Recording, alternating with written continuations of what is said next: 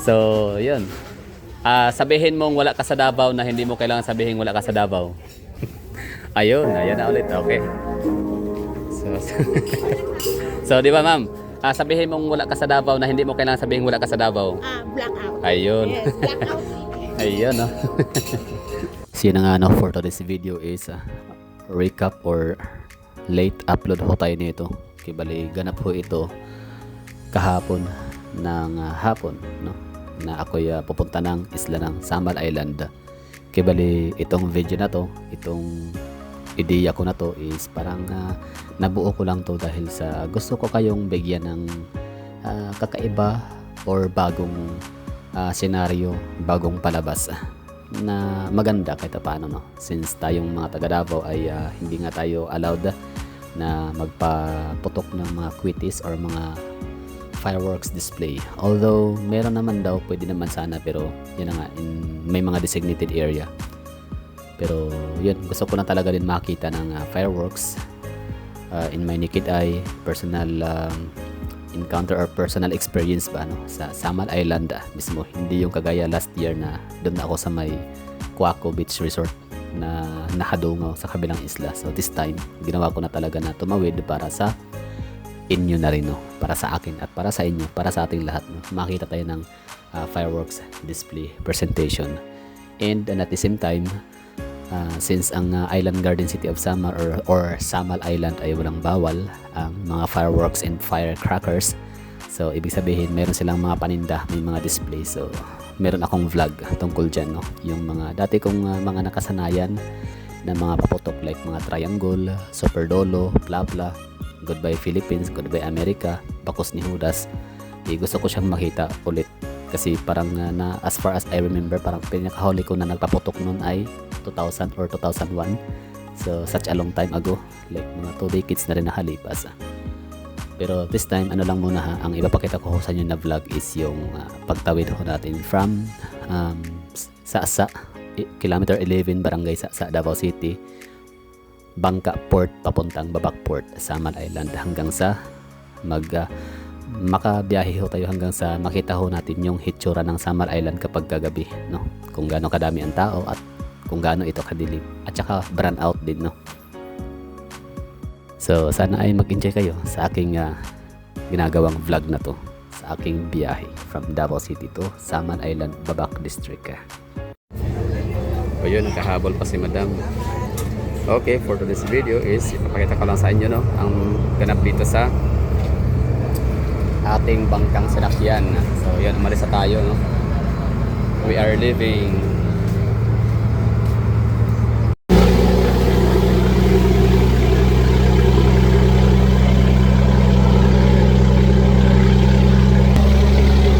Alright, goodbye Davao, no? So Happy New Year sa mga taga Davao City.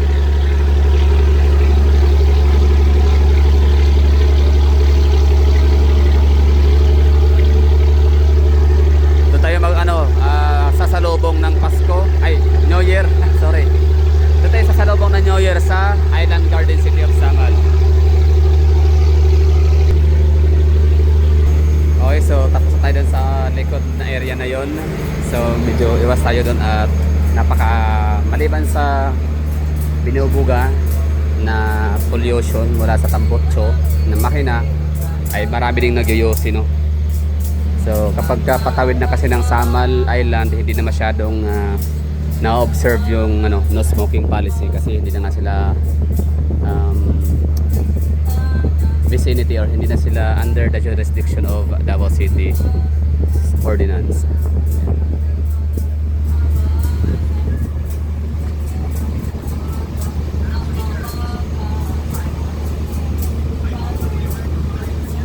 So grabe, ang ganda ng dagat ngayon, no? Napaka-smooth.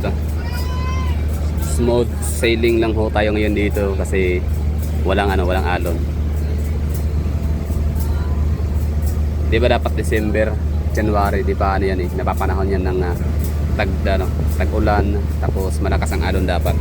Pero ito, napaka-smooth ng sailing natin. Kasi nga ay kalmado yung dagat. Buti naman, no? So yung ating dadaongan ay Babac Port. Saan ba banda dyan? Babac Port.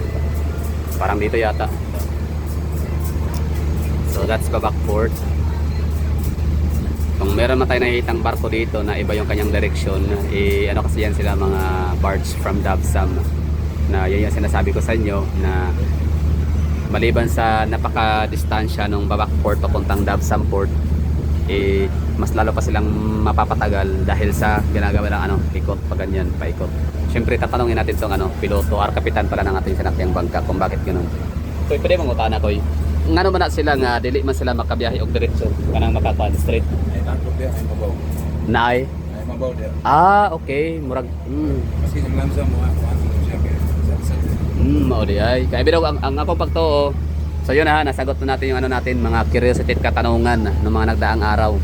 Kaya ako patuong ko na ako, kanang basig sulog ba sulog. Dili lang kayang sugaton, maanod sila. Muna nga ilang maani pa sa dria. Naday ka na murag hunasan ang tawag no. Adili ko sa hunasan kay dili siya mahunas no. saya ba na Bahura. Lahi po ng sagana, lahi po ng gapnod, lahi po okay. Bahura. Lalom nga Bisaya, Bahura. Masala siya kanang balasta siya o kanang bato? Dili mo sa bato po no? Kuan niya dia ay Low tide. kanang butay siya kanang Murag ba ko kanang pulmon kanang mahunasan niya dia. mahuna sa gyud siya, makita gyud no. Kita kinakita. Okay. So mura siya kano no. Ang Vanishing Island kay kuno gito siya mo pag muhunas lang gito siya, kita gid siya no. So kani siya pag kanang nalay mga full moon ana seasonal. Okay mao di ay. Kaya ang pato nga ay syempre layo gud ang distance sa Babac Port pa mo sa Davsam. Yaman muliko pagit sila. Mao di ay kay naday kuan. May nay mabaw. So kanang mga international na mga barko gikag Panabo ka sito para sa ano. Kabaw na sila. Naman sila ay kuan ay radar na mapa. Detector no. Mo day nga usay ako sa makit Andre Bupit-bit. Okay. So, Mapa ni siya sa lokal nga mapa. Ispilahan lang sa niya. Hindi kitawa ko Davao Gulf. Sa mapa ni siya sa Siberia sa mga international. international kuan ni siya Pakiputan Strait. Pakiputan. Hindi kitawa Pakiputan Strait. Sa to Davao Samal. Davao Gulf. Davao Gulf. Okay. Sa ilaha Pakiputan. So, International mapa ni siya Pakiputan Strait. ngano kang gitawag Pakiputan kay Kipot no? Pakipot diyan sa may Banda Paradise pa sunod. Okay. Nganon dili sila mo agi likod sa kwan dito, likod sa Samal, dito sa may Pantukan banda. Layo na kayo no? Layo. Kaya dito klaro yung lalom no? Larong niya kung dito kuan bang ipot yung area. Kipot na yun, amping na gid sila. Nya kanang Samal nga tulay nato, para barag na binna na siya kanang sa tunga no, murag taas na diyan no. Ay mga lambat nga ladlad diyan sa laot. Pupot balambat. Kasi kasaan na sa barko, malas magkano siya. Dili din sila kaniman bayad ang mga isda. Okay. Bawal yun na dyan. Bawal. Bawal yun na dyan. Murag ang tawag ana, murag pasig yata no, pasig. So, okay. Salamat kuya sa info koy. Mao rin na gitawag dai nga kuan. Vlog lang. Mao ga-vlog ko. Mao rin na yung rason nga nung muliko sila. Kuan Gala the Explorer sa YouTube. YouTube Gala the Explorer Pakitadra. So yun pala no, nasagot na rin yung ating katanungan at curiosity. Kaya pala tinawag ito. Kaya pala kailangan lang umikot, di ba? Na yan na nga may kalayuan na nga itong Babac Port papuntang Davsam. Iikot pa sila dahil nga pala meron silang iniiwasang yun, parang Vanishing Island, pero hindi man talaga siya Vanishing Island. Season na lang siya magbaba. Basta sa mabaw nga area. Naibuntod. Naibuntod or bahura ang tawag ni Kuya term sa lalong nga Bisaya kana mo na.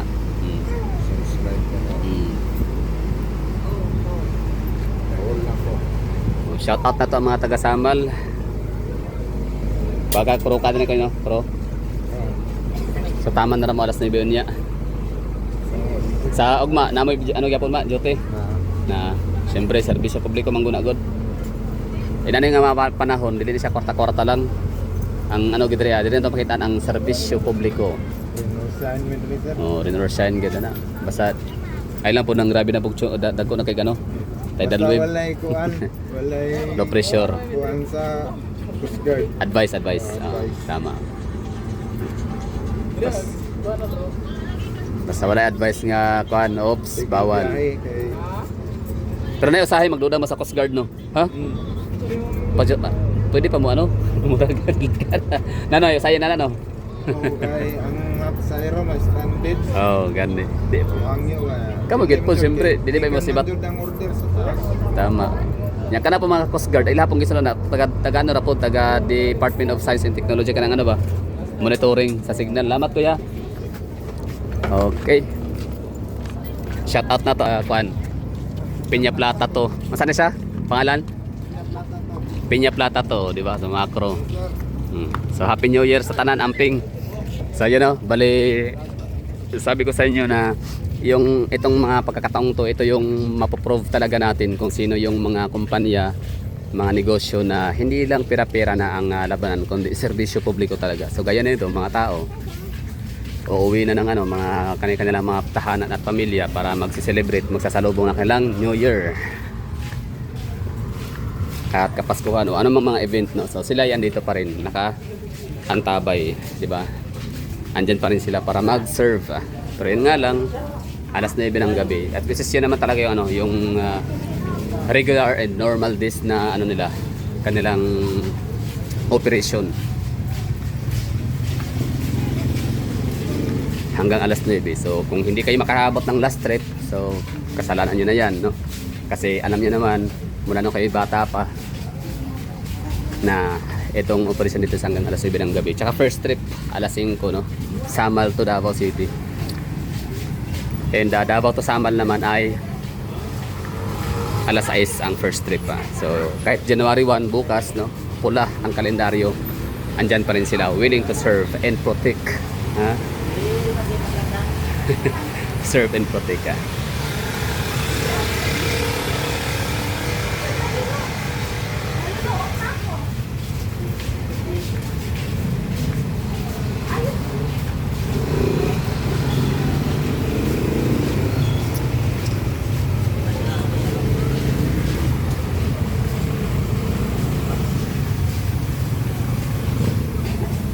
Samal Island. Samal Island ha is ano ha?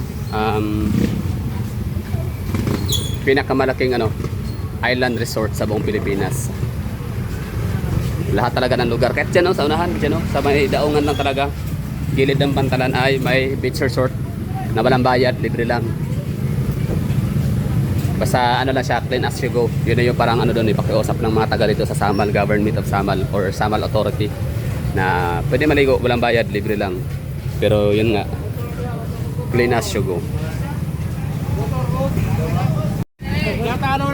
Okay. So andito na tayo ngayon. Wait lang. Okay no, so andito na tayo sa may ano, Babak Port, sa may Babak District, Island Samal, Davao Region. Okay. So yun know, nakalagay, welcome Philippine Ports Authority, Port of Babak, Island Garden City of Samal. So ganito kadami yung mga tao. So update tayo dito no. So kumusta nga ba ang Babak Port ngayon no? Dito sa Davao sa Samal City, Samal Island. So ito yung tsura, daming tao. Maraming mga nakaabang na mga tricycle. Gusto niyo tanong natin yung ano? Magkano pamasahe?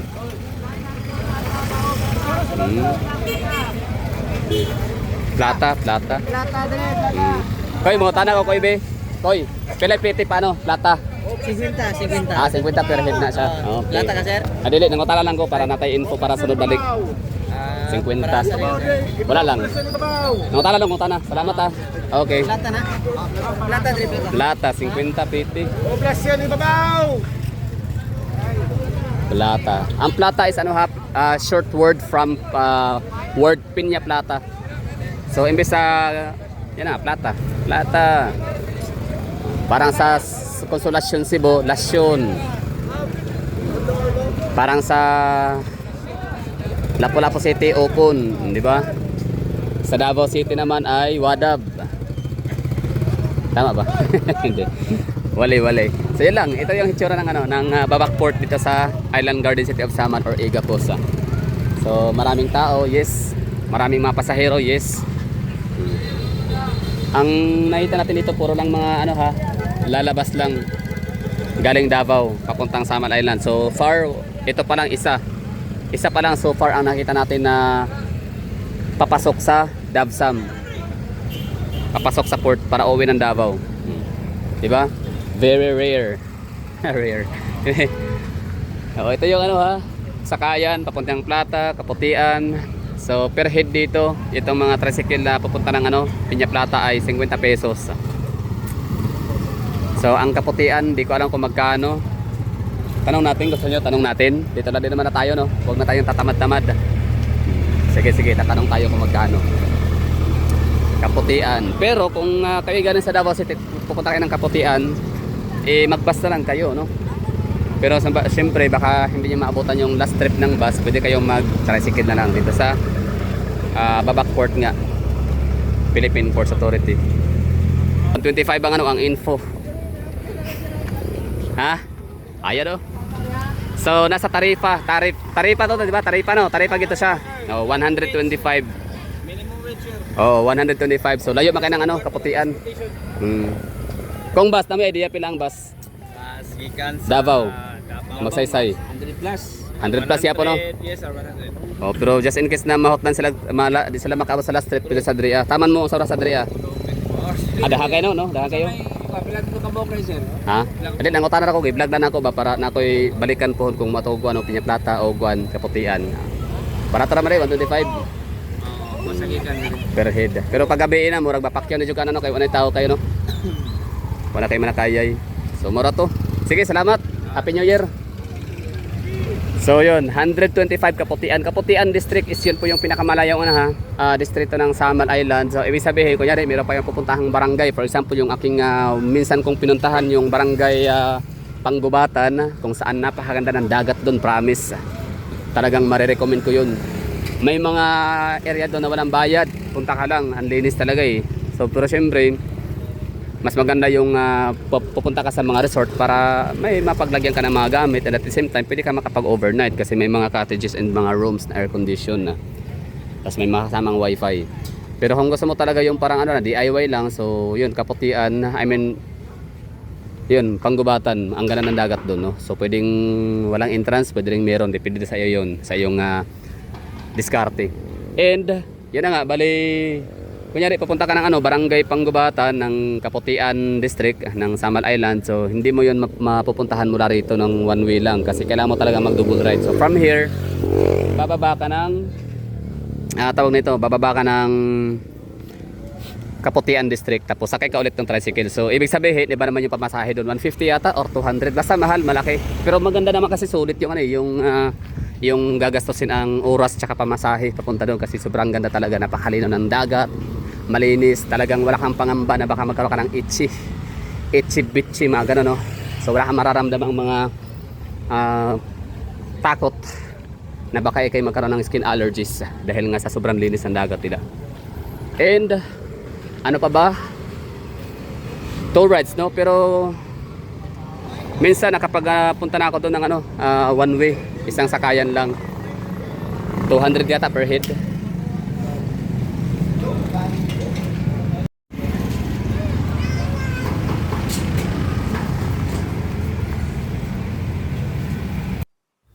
Alright, ito na yung hitsura ng Island Garden City of Samar sa may Babac District or proper area ng kailangan Barangay Miranda, Babac District, Island Garden City of Samar. So yan lang, bali province feels na ulit tayo dito. Province feels din naman ang Davao City despite sa kanyang napakalawak at napakaraming mga commercial buildings, condominiums, hotels, shopping malls sa Davao City. Pero di ba pa rin, province feels pa rin yung Davao City. Pero mas lalo mo mararamdaman ang province feels kapag nasa isla ka ng Island Garden City of Samar.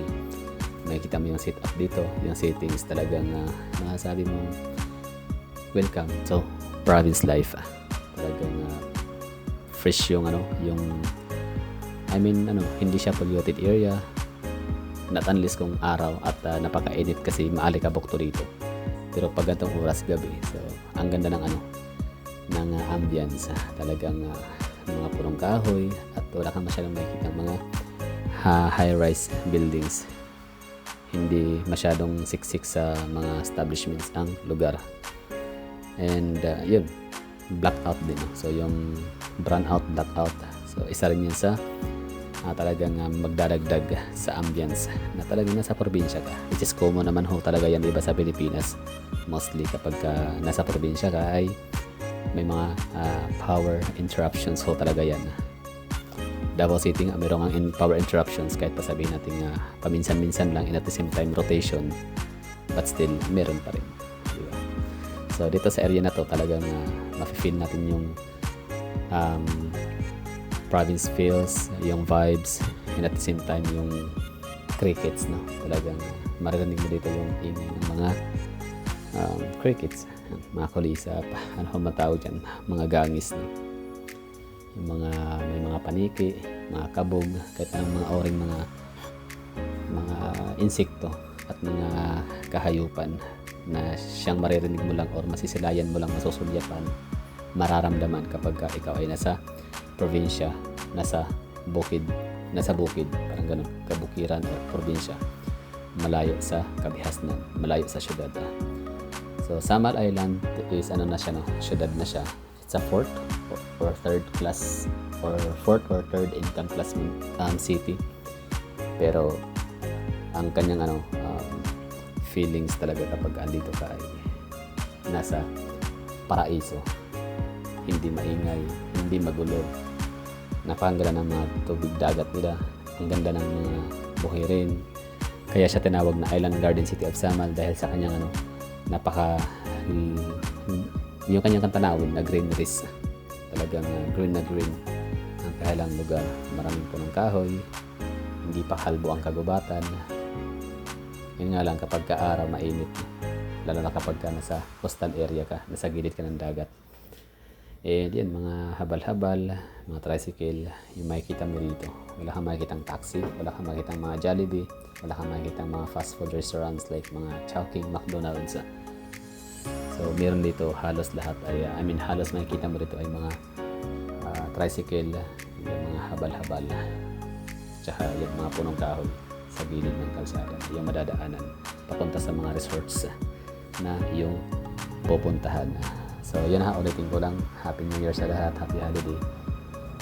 Bali itong video na to is ginawa ko lang ho talaga to para makapag-serve sa mga manonood sa inyo, no?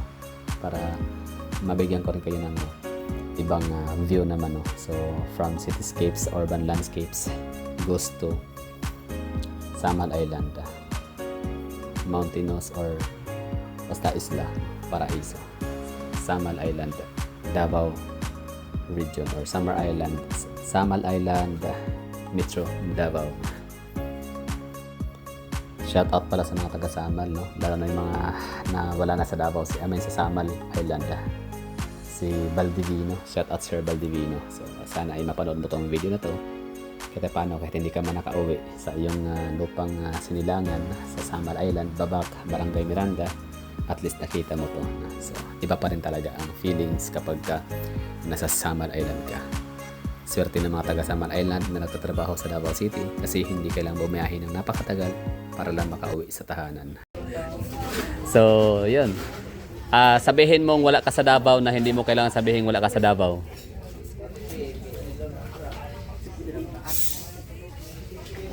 Di ba? So ito yun. So ito yung wala. So kaya ako ayun na ulit. Okay. So di ba ma'am? Sabihin mong wala ka sa Davao na hindi mo kailangan sabihin wala ka sa Davao. Blackout. Ayun. Yes, blackout. Ayun, no.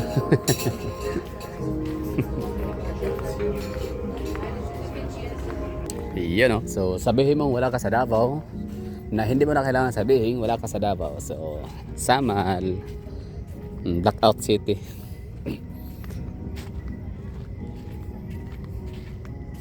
Di ba? You can see the difference talaga. So sa kabilang isla, napaka light up, napaka daming ilaw, Pero dito sa pinuntahan natin is 'di ba? Sarap pakinggan ng ano, sarap sa tinga ng sarap sa orgasm, very orgasm and very satisfying ang tunog ng mga kulisap. Mga crickets. Designated smoking area. 'Di ba no? Ganda ng ano no? Ng tunog ng ano, silent night talaga siya literal. Pero mamaya magsasalubong tayo ng ano, magwi-witness tayo ng fireworks display.